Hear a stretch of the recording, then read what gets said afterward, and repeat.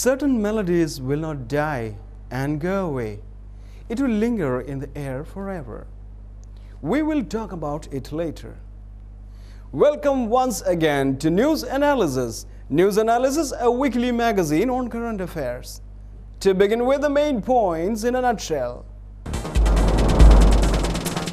Britain curbing airport growth to aid climate. 26 CRPF Jawans got killed in another Maoist attack. Deadly blast hit Sufi shrine in Lahore.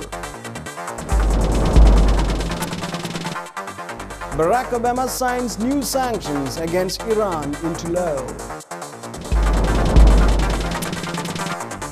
Toyota recalls 270,000 vehicles over faulty engine fear.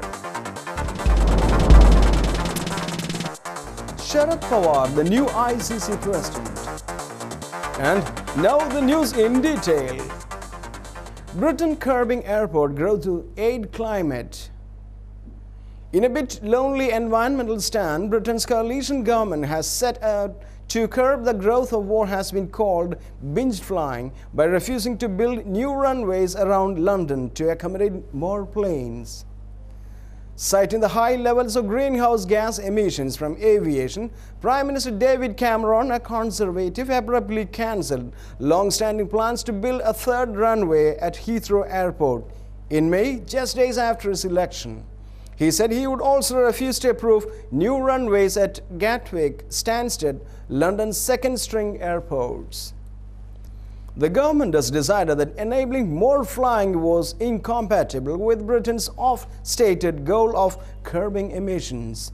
Britons have become accustomed to easy, frequent flying, jetting off to weekend homes in Spain and bachelor parties in Prague. As England has become a hub of low-cost airlines, the country's 2008 Climate Change Act requires it to reduce emissions by at least 34% by 2020. From levels reached in 1990. The emissions were a significant factor in the decision to cancel the runway building plans. Theresa Villiers, Britain's Minister for State for Transport, said in an interview, the 220,000 or so flights that might well come with a third runway would make it difficult to meet the targets we had set for ourselves. She said at a local environment concerns like noise and pollution around Heathrow also weighed into the decision. Factory jobs return, but employers find it skill shortage. In the US and in some other parts of the industry world, factory owners have been adding jobs slowly but steadily since the beginning of the year, giving a lift to the fragile economic recovery.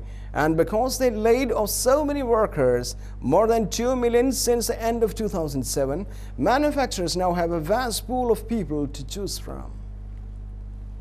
Yet some of these employers complain that they cannot fill their openings. Plenty of people are applying for the jobs. The problem, the companies say, is mismatch between the kind of skilled workers needed and the ranks of unemployed ones. Economists expect that Friday's government employment report will show that manufacturers continued adding jobs last month, although the overall picture is likely to be bleak. With the government dismissing census workers, more jobs might have been cut than added in June. Amid church abuse scandal, an office that failed to act. In its long struggle to grapple with sexual abuse, the Vatican often cites as a major turning point the decision in 2001 to give the office led by Cardinal Joseph Ratzinger the authority to cut through a morass of bureaucracy and handle abuse cases directly. The decision in an apostolic letter from Pope John Paul II earned Cardinal Ratzinger, now Pope Benedict XV, a reputation as a Vatican insider who most clearly recognized that the threat of spreading sexual abuse scandals posed to the Roman Catholic Church. But church documents and interviews with canon lawyers and bishops cast the 2001 decision and the future Pope's track record in a new and less flattering light. The Vatican took action only after bishops from English-speaking nations became so concerned about resistance from top church officials that the Vatican convened a secret meeting to hear their complaints.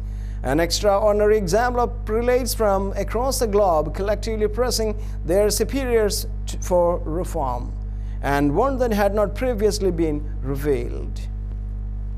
Little girl retained at Ohio airport on terror suspicion. A 6-year-old Indian girl, while trying to board a flight to Ohio airport, has been retained on finding that her name is included in the list of suspected terrorists. The action was initiated when a travel agency found out. Later on, her name was verified and removed from the list of suspected people with terrorist connections.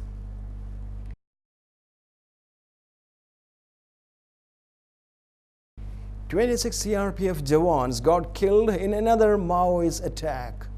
The Communist Party of India Maoist Central Committee member Cherukuri Rajkumar alias Azad was one of the 2 Maoists killed in an alleged exchange of fire near Sharakapalli village, Adilabad district, police sources confirmed on Friday morning.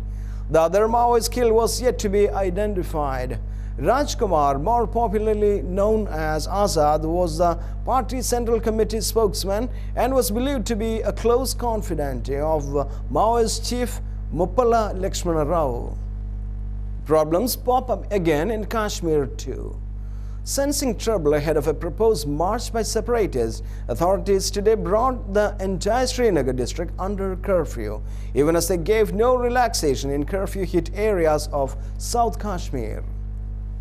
With overnight protests in the city and an abortive attempt by activists of a women's separatist outfit to take out a march to Pathar Masjid in defiance of curfew yesterday, District Magistrate Srinagar Maharaj Ahmad Khakru announced imposition of curfew in the entire Srinagar district this morning in a television address. Curfew was imposed in 7 police station areas of Old City on June 28 following violent protests over the killing of youths in alleged firing by security forces. The step to extend curfew was taken ahead of the separatist plan to organize a march to Eidgah Merchants Graveyard, police said. The march call has been given by hardline fraction of Hurriyat Conference headed by jail leader Said Ali Shah Gilani. There was no relaxation in curfew in Sopore, Baramulla, Matan, Bijbehra, Duru, Kokernag, Achabal in Anantnag and Koimov in Kulgam and Pulvara districts of South Kashmir. In Srinagar, additional contingents of police and paramilitary forces have been deployed to strictly enforce the curfew. Deadly blasts hit Sufi shrine in Lahore. 2 suicide bombers have carried out a deadly attack on a Sufi shrine in the eastern Pakistani city of Lahore. At least 42 people died in the blast at the popular Datta Darbar shrine late on Thursday evening, officials say. At least 175 people were hurt in the attack, believed to be the first to target a shrine in Lahore. Thousands of people were visiting the shrine at the time, officials say. It holds remains of a Persian Sufi saint, Abdul Hasan Ali Hajveri. The shrine is visited by hundreds of thousands of people each year from both Sunni and Shia traditions of Islam.